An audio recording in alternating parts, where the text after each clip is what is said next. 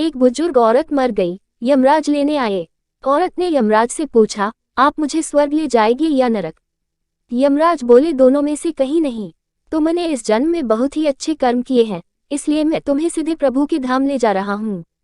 बुजुर्ग औरत खुश हो गई, बोली, धन्यवाद, पर मेरी आपसे एक विनती है। मैंने यहाँ धरती पर सबसे बहुत स्वर्ग नरक के बारे में सुना है, मैं एक बार इन दोनों जगहों को देखना चाहती हूँ। यमराज बोले, तुम्हारे कर्म अच्छे हैं, इसलिए मैं तुम्हारी ये इच्छा पूरी करता हूँ। चलो हम स्वर्ग और नरक के रास्ते से होते हुए प्रभु के धाम चलेंगे। दोनों चल पड़े। सबसे पहले नरक आया। नरक में बुजुर्ग औरत ने जोर जोर से लोगों के रोने की आवाज सुनी। वहां नरक में सभी लोग दुबले पतले और बीमार दिखाई दे रहे थे। औरत ने एक आदमी से पूछा, यहाँ आप सब लोगों की ऐसी हालत क्यों है?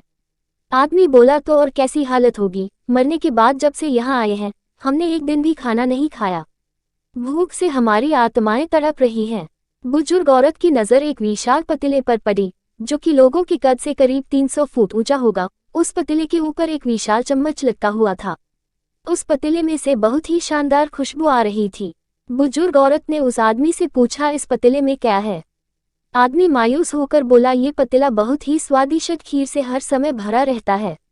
बुजुर्ग औरत ने हैरानी से पूछा, इसमें खीर है? तो आप लोग पेट भर के ये खीर खाते क्यों नहीं, भूख से क्यों तड़प रहे हैं? आदमी रो रो कर बोलने लगा, कैसे खाएं? ये पतीला 300 फीट ऊंचा है, हम में से कोई भी उस पतीले तक नहीं पहुंच पाता। बुजुर्ग औरत को उन पर तरस आ गया। सोचने लगी, बेचारे, खीर का पतीला होते हुए भी भूख से बेहाल। शायद ईश्वर ने इन्हें यही दंड दिया होगा। यमराज बुजुर्ग औरत से बोले, चलो हमें देर हो रही है। दोनों चल पड़े। कुछ दूर चलने पर स्वर्ग आया है। वहां पर बुजुर्ग औरत को सबकी हंसने खिलखिलाने की आवाज सुनाई दी। सब लोग बहुत खुश दिखाई दे रहे थे। उनको खुश देखकर बुजुर्ग औरत भी बहुत खुश हो गई। पर वहां स्वर्ग में भी बुजुर्ग औरत की नजर वैसे ही 300 फुट ऊंचे पतीले पर पड़ी जैसा नरक में था, उसके ऊपर भी वैसा ही चम्मच लटका हुआ था। बुजुर्ग औरत ने वहां लोगों से पूछा, इस पतीले में क्या है? स्वर्ग के लोग बोले कि इसमें बहुत टेस्टी खीर है। बुजुर्ग औरत हैरान हो गई। उनसे बोली, पर यह पतीला तो 300 फीट ऊंचा है, आप लोग तो इस तक पहुंच ही नहीं पाते होंगे। उस हिसाब से तो आप लोगों को खाना मिलता ही नहीं होगा, आप लोग भूख से बेहाल होंगे। पर मुझे तो आप सभी इतने खुश लग रहे हो, ऐसे कैसे? लोग बोले, हम तो सभी लोग इस पतीले में से पेट भर के खीर खाते हैं। औरत बोली, पर कैसे? पतीला तो बहुत ऊंचा है।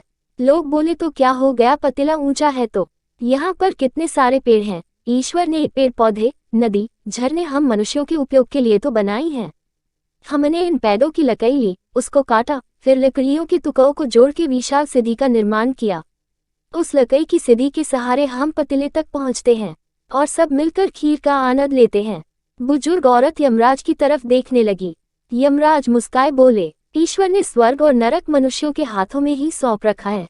चाहे तो अपने लिए नरक बना ले, चाहे तो अपने लिए स्वर्ग। ईश्वर ने सबको एक समान हालातों में डाला है।